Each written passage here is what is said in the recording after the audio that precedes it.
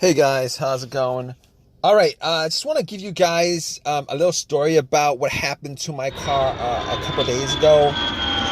So basically, what happened was the car was driving fine all day without any kind of issue, and I went to Walmart, parked it there, got something, came back, and out of nowhere, it wouldn't crank. So no crank, no start issue that I had.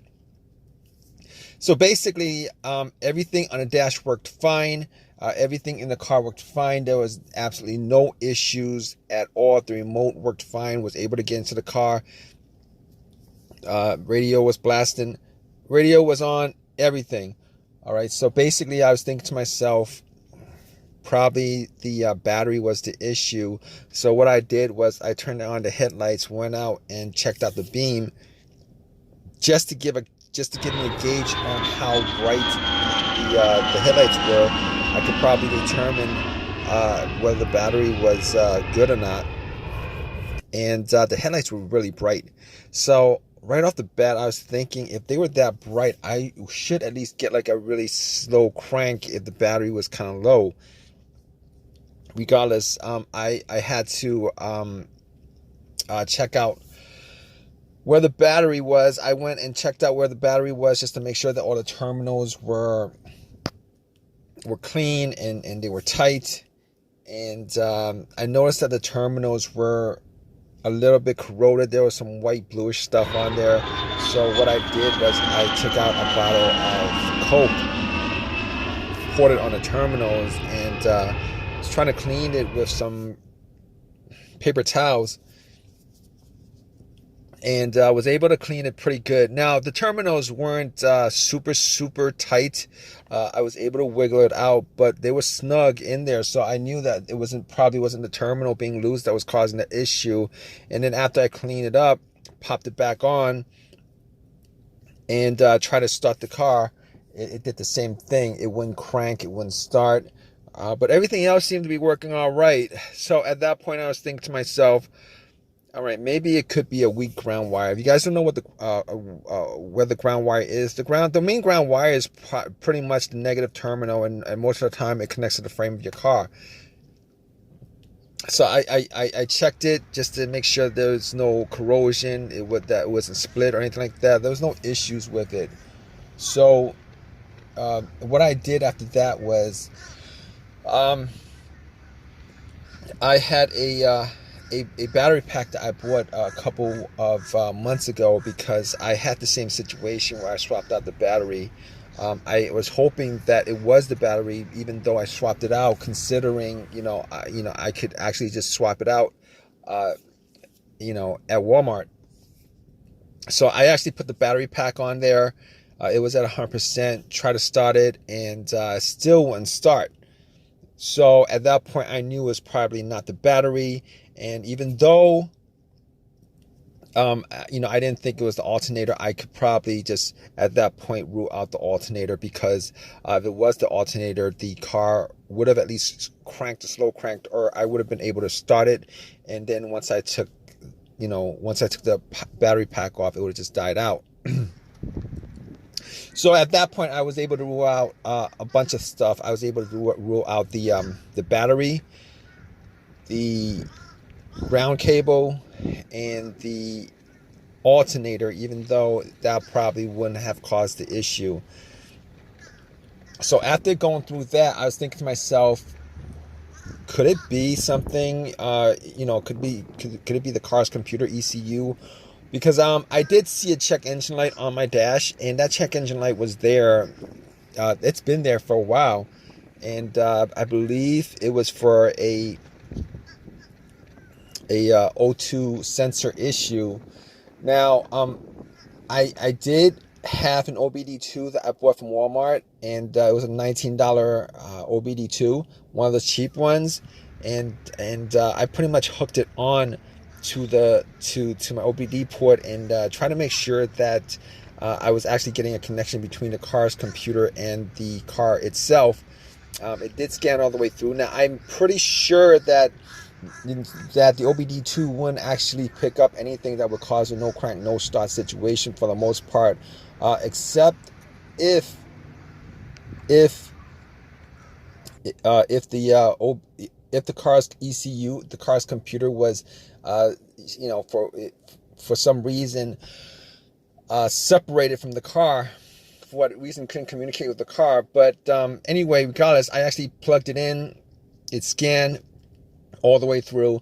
Only code that popped up was the aux02 sensor code, and at that point, I was pretty sure that it wasn't anything to do with the car's computer, any codes that would cause it, and I actually had to move on to I had to move on to some other troubleshooting outside of that, because that wasn't causing the issue. So basically, I got to a couple of things, which were the fuses and the relays, which were highly capable of causing a situation like this.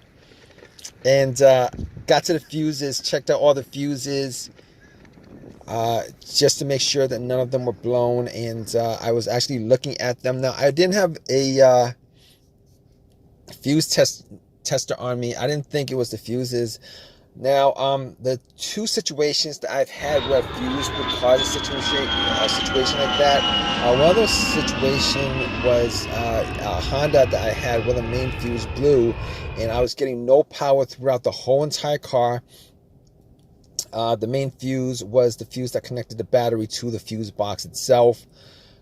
And that was the previous situation that I have, and I'm pretty sure that wasn't the same situation that I had, so I could rule that out, because I was getting power to everything except it wouldn't start. Now, the other situation I had pertaining to a fuse that caused a no start situation was actually a crank no start situation, and I think one of the fuses actually blew. Then that fuse was connected to the ECU or the fuel pump. And I remember once I changed out that fuse, the car would crank, but it wouldn't stop. Once I changed out that fuse, it was able to start up. So I could rule out those two situations as being, related to a fuse issue that would cause this situation that I had. So basically, I could rule those things, the fuses out, and the fuses were pretty clean. I didn't smell any kind of burnt smell, and didn't see any kind of brownish, anything brownish, and a brownish appearance on top. So at that point, I was able to kind of rule out the fuses, not at 100%, but I was able to rule out the fuses for the most part. So basically, at that point, I had a situation where I was maybe, it could have been the relays or the starter. That's what the two situations that came up.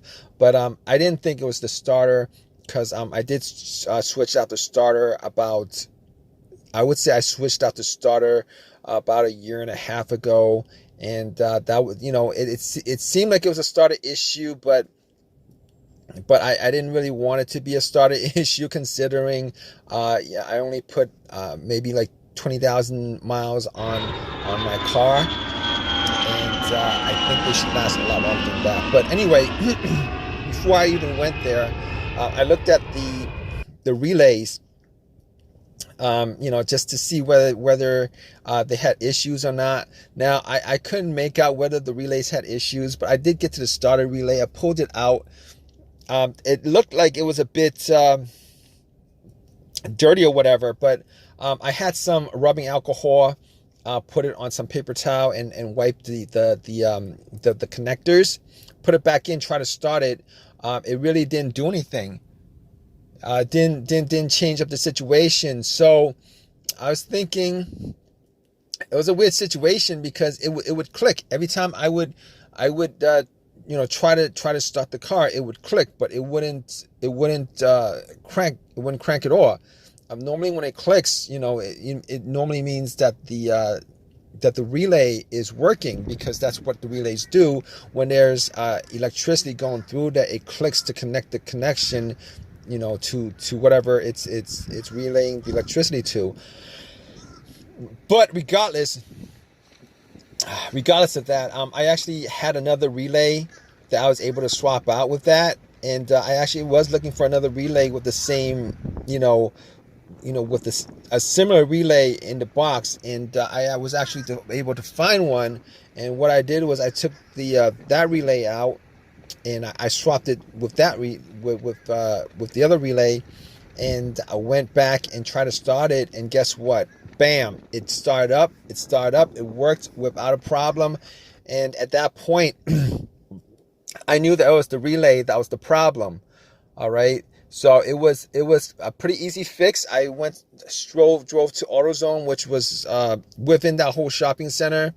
Swapped out the relay, and that was like 3 days ago. Haven't had a situation since. I've been driving the car, turning it on, off, for 3 days. Haven't had that situation at all.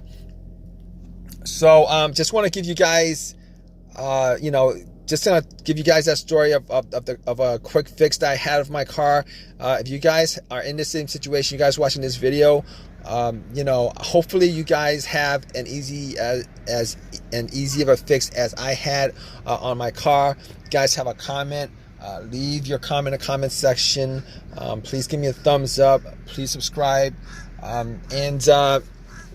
Like I said, if you guys are in the same situation, just go through the steps that I went through as far as trying to figure out, the situation with my car. And, you guys should be good as far as troubleshooting and diagnosing your particular problem. Take care, guys.